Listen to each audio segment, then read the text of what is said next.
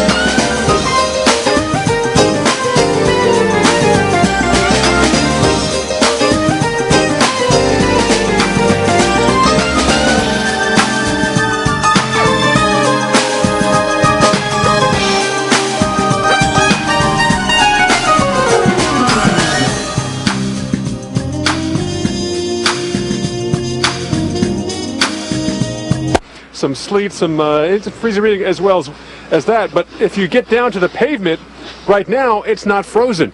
But as temperatures continue to stay below freezing,